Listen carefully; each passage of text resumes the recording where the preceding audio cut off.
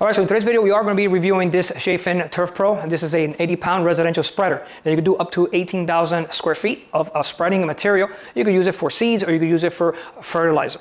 Now it is about 22 pounds, has a 2-year warranty, and I wanted to get something a little bit heavier duty than my current Scots that it's got the plastic wheels and it's too small for my yard size. Now this one does have 10-inch wide pneumatic wheels for stability. It does have a powder coated frame, and it does have the edge guard, which is something that I wanted to get, weather resistant hopper, and you have other great features and some other accessories that I'm going to be going over. So if you have any questions or comments, you know what to do. Don't forget to like and follow, and do check out some of the links. It does help out the channel. So let's get right to it. Alright, so it does come with a manual. Tells you pretty much how to build it. And one of the good things that I like about it is that you could get order parts for it. Pretty sweet. Okay. And another great thing, since I currently have the Scots, the numbers for the settings, they're pretty much the same. Okay. So I really like that, and they have different languages. All right, so this is the accessories. You do have these two different agitators, which is good. This one's a little bit wider, and this one's kind of like 2 levels. And you have the screws and everything you possibly need. I don't think it comes with any tools. This is the only thing you have to put together. You do have an adjustable handle. Right here, it's got like a little, you just twist it and you lock it. And like I mentioned, it's about 22 pounds. All right, so looking at it from the side, this is the right side. This is your adjustable guide. So if you don't want to go along the sidewalk, this one right here. And then, you know, if you want to make it tighter or more loose, right there. So very simple to use.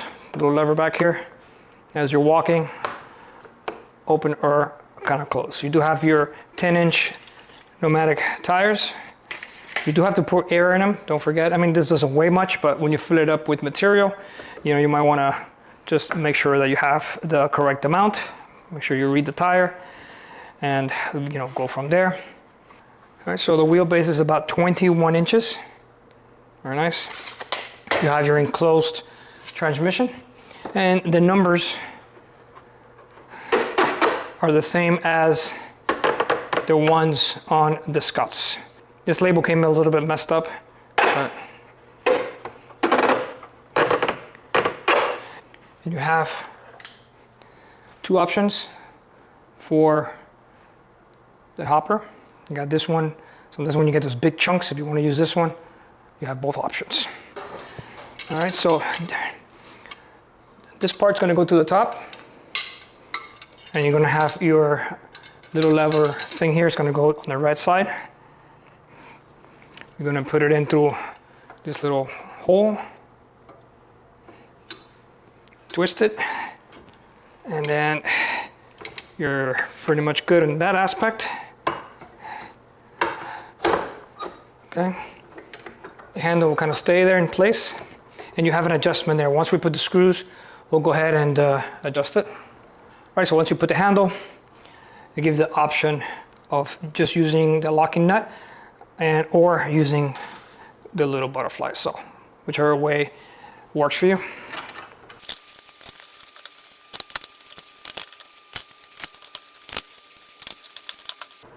All right, so that's it. Ready to rock and roll. So now you can adjust this here if you want any play or no play. Kind of like loosen it up. So if it's too tight, because it's open, then you adjust it accordingly. So once it gets to the end, then you want to go ahead and, once it starts moving, then you stop. So there's no play. So you get a proper close. If not, you're going to have a little tiny gap, and then material is going to fly out. Perfect. Then you tighten it, and then you lock it in. All right, so now you can pick whichever auger you want. I'm going with the wider one. You do have an angle to it, which is going to go towards the bottom. And the reason why I want to get this one is because since we have a lot of humidity, I've gotten before fertilizer that are coming in chunks, and since this is a wide area, I think this will kind of break it up a little bit better than using this other auger. So, but you could choose whichever one you like, and then screw it on. And it's going to get really close to the edge, so I think if you put it the other way around, it might not work, but it can. Depends. Let's get the little locking washer in here. And with your 10 millimeter locking nut. That's good. What I like about this unit, you have 3 openings. So when you open this up, if you get one that's on this side, it's a little bit big, it doesn't want to go through, hopefully this will break it up once it gets to that area. And then you have other 2 more locations, so you have 3 openings for the material to to go into. Another great thing on the hopper, you have this angle down here all the way around, so it's going to push all the material into this little space right here, which in my other one I had to swing it left and right all the time for all the material to go into the opening where it gets spread out. So very nice design, like I mentioned, nice thick plastic, very, very good. All right, so let's go ahead and try the Scott's. This is a 20-pound bag. I already did my wooden feed the other day, so I'm just gonna got this one to the box store at a good price. And so you could do both settings. If you want to do 2.2 pounds per 1,000 square feet or 5 pounds. So these are the settings. Either one of these 2 could work. So if we do the 5.5, basically, we gotta come over here and set it to, see, they should put a little white mark on here. It looks like this is the mark. You can't even see it. Or they should have done it in the middle perhaps. So we'll go to, let's find 5.5. Which is kind of hard to read. This is the only beef that I have with this thing. So we'll see if that's 5. Then 5.5 right there. So 5.5 in between the 5 and the 6. That's what I think it is, because you can't really tell. I think the edge is what's showing the actual indicator. Put a little white marker on there, it'll be nice. Or something a little bit higher up here. Maybe transfer this to the top, I don't know. Something a little bit better than that.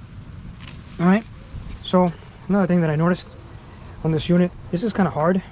So if you do it with your left hand, you see there's a gap here and you won't open the whole thing all the way. So if you have to do it with your right hand to get the full opening. I noticed that some of the other models have something here like that, and in the middle has like it has the actual lever, so it keeps it straight. And this this has a lot of room for error. Like I say, it's a little hard, but no big deal, guys. So let's go ahead and take off the side guide. I already put air in the tires. You can see that everything goes to the bottom. So you could actually take advantage of every single little drop and see how that works. So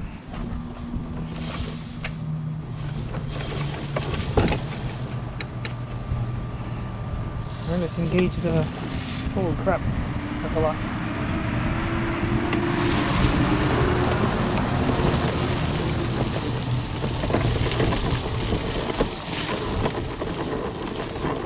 There's still a little bit there, I'm gonna kind of like shake it. Alright. Everything pretty much went out like that. But if you look at this, when I first pressed it, everything like a lot of the stuff fell out.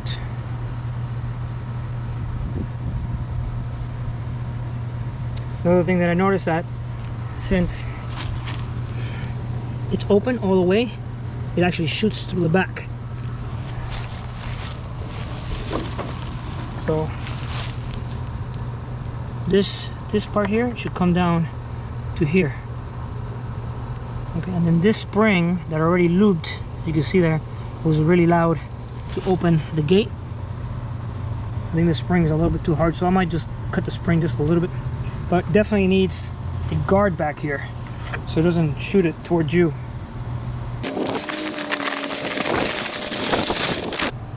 Alright, let's see if it shoots through the back.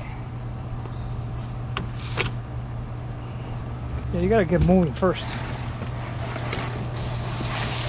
Yeah, it shoots through the back. You see it?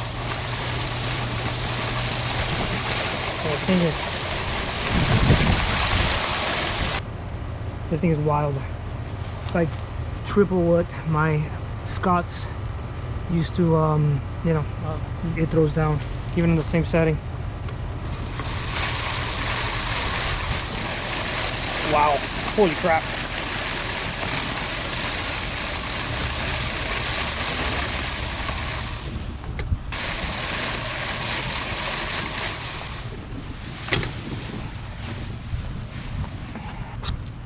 You see there? That's a lot. This thing spreads out all the way from over there, pretty much the whole thing. You don't have to push a lot. I thought it was going to be a lot smoother, but actually even the big wheels, I still got to push a lot. And it goes a lot more to the left than it does to the right.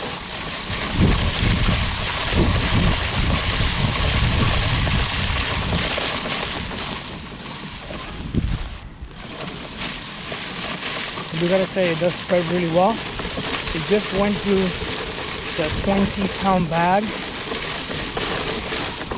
so I think that the rating is completely way off. Because with the Scots on that setting, it would have lasted me way more. All right, so you see these clumps?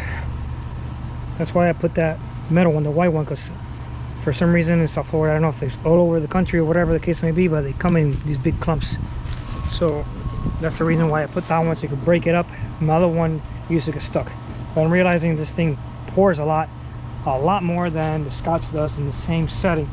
So I'm not really sure now what's going on. Let's try this one, see. Oh yeah, this is a lot more. Holy crap. Let's see if it breaks up the, or let's see if the side thing works.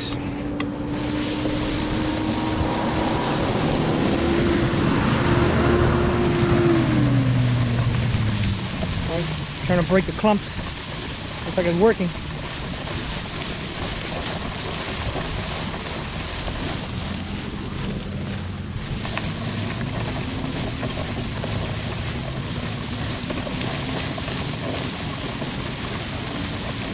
I'm gonna have to go down on the spreading because I think it's too much.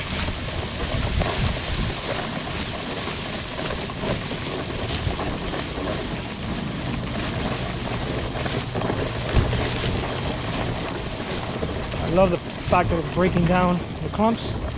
There's still material on the other, on this side. I'm not gonna touch it. See if it comes down, if the angle is good or it still needs more of an angle.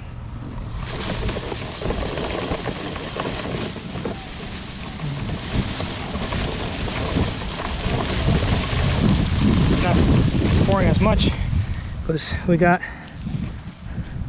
some clumps, so I guess you have to kind of shake it. There we go.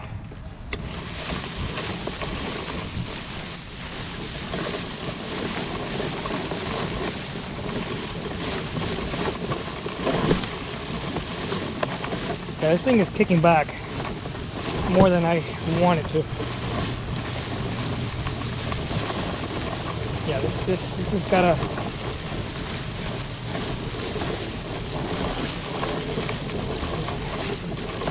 at least with these small pellets.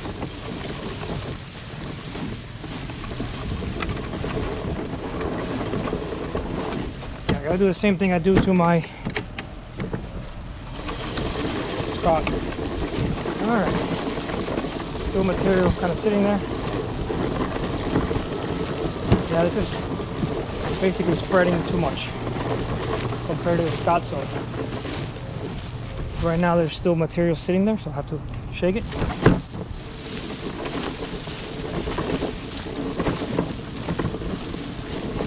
I know I'm going all over the place. I'm trying to concentrate on the video. Yeah, you definitely gotta shake it. Get everything out.